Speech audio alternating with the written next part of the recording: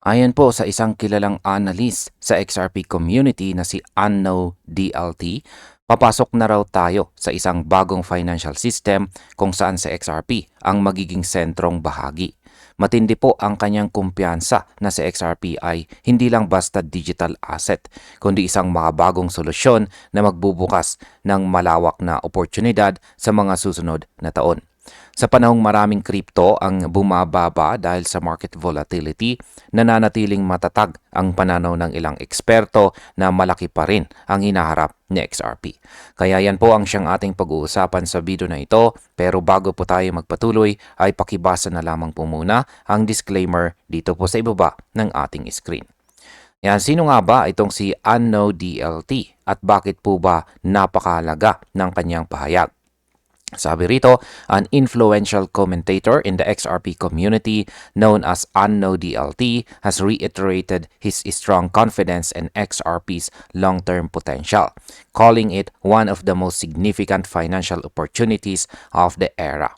Yan, si Anno DLT ay isa po siya sa mga pinaka-respetadong taga-subaybay ng XRP. Sa kanyang bagong pahayag, sinabi niyang si XRP ay isa sa pinakamalalaking financial opportunities ng ating panahon. Para po sa kanya, ang tunay na halaga ni XRP ay hindi pa ganap na nakikita ng market. Naniniwala siyang malalampasan pa nito ang kasalukuyang inaasahan ng mga investors. Ang ganitong pananaw mula po sa isang kilalang analyst ay nagbibigay ng kumpiyansa sa mga matagal nang humahawak or nag-hold kay XRP. Sa market impact, kapag naririnig ng mga traders at saka investors ang ganitong matatag na pananaw mula po sa mga respetadong analyst, nagkakaroon ng renewed interest sa pagbili kay XRP na maaari pong magdulot ng short-term price recovery. Ngayon ay bakit po ba naniniwala itong si Anno DLT na may pangmatagalang halaga itong si XRP? Sabi rito, in a recent statement shared with followers, Anno DLT said he believes XRP's future value extends far beyond current expectations and that its long-term impact could even benefit generations to come. Paliwanag po natin yan. Sa kanyang kamakailang pahayag rito, sinabi po ni Anno DLT na ang tunay na halaga ng XRP ay higit pa sa nakikita natin ngayon. Para sa kanya, ang epekto po ni XRP ay hindi lang para sa kasalukuyang market, kundi pati na rin sa mga susunod na henerasyon. Ang ibig pong sabihin nito ay ang mga pundasyon na ginagawa ngayon ay maaari pong magdala ng benepisyo sa mga susunod pang dekada. Sa market impact, ang ganito pong long-term perspective ay nakakatulong para manatiling kalmado ang mga investors kahit bumababa po ang presyo dahil alam nilang may matibay na vision sa likod ng project. Ano naman po ang nangyayari sa presyo ni XRP nitong mga nakaraang linggo? Sabi rito, earlier this month, XRP dropped nearly $1.20 during a widespread sell-off that affected most digital assets. Although the token has since recovered much of those losses, investor confidence remains mixed as large holders continue to reduce exposure. Ayan. Noong unang bahagi po ng buwan ay bumagsak sa XRP ng halos $1.20 kasabay ng pagbagsak ng iba pang mga cryptocurrencies. Bagamat nakabawi po siya o nakabangon mula roon, marami pa ring investors ang nagdadalawang isip kung babalik ba agad ang kanyang momentum.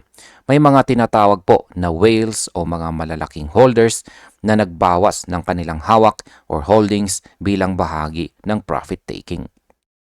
Ang market impact po nito ay ang pagbawas ng whale sa kanilang holdings ay karaniwang nagdudulot ng short-term pressure. Pero nagbibigay rin ito ng pagkakataon sa mga retail investors na tulad natin na makabili po sa mas mababang presyo. Gaano naman po kalaki ang ibinenta ng mga whales? Sabi po rito, according to market analyst Ali Martinez, XRP whales have sold more than 140 million tokens over the past weeks, signaling a phase of profit-taking. Yan, ayon daw po kay analyst na si Ginoong Ali Martinez, umabot po sa mahigit 140 million XRP tokens ang ibinenta ng mga whales nitong mga nakaraang linggo. Ito ay malinaw na senyales ng profit-taking matapos ang mga nakaraang pagtaas ng presyo. Sa kabila nito, hindi ito nangangahulugan na nawawala na ang tiwala ng mga malalaking investors kay XRP, kundi bahagi lamang ito ng normal na market cycle. Sa market impact, kapag natapos po ang phase ng profit-taking, madalas itong sinusundan ng bagong wave ng accumulation na maaring magsilbing simula ng panibagong pag-akyat ng presyo. Ngayon ay bakit po ba nananatiling positibo itong si Anno DLT kahit may uncertainty? Sabi rito, while some investors are exiting, others, including Anno DLT, continue to express long-term optimism. He stated that XRP has the potential to become one of the greatest investment opportunities not only of this generation but possibly for future ones as well. Ayan, habang ang ilan ay lumalabas po or nag-e-exit na sa market. Itong si Anno DLT at iba pang analyst ay nananatiling positibo. Naniniwala siya na si XRP ay maaring maging isa sa pinakamagandang investment opportunities hindi lang sa ngayon, kundi pati sa hinaharap. Ang kanyang paniniwala ay nakabatay po sa matibay na technology at adoption ng mga financial institutions sa buong mundo. Sa market impact, ang ganito pong uri ng kumpiyansa ay nagbibigay ng inspirasyon sa mga retail investors na tulad natin na manatiling mag-hold. Kaya tumitibay po ang support levels ng XRP sa market. Ngayon ay ano naman ang sinasabi ng Ripple CEO tungkol sa papel ni XRP? Sabi po rito ay adding to this sentiment, Ripple CEO Brad Garlinghouse recently emphasized XRP's integral role in Ripple's ecosystem. He described the token as central to the company's long-term objective of enabling global value transfer through blockchain technology. Ayan po, sinabi ni Ripple CEO Brad Garlinghouse na si XRP ay sentrong bahagi ng kanilang ecosystem. Ang token na ito ang ginagamit upang mapabilis ang global value transfer gamit ang blockchain.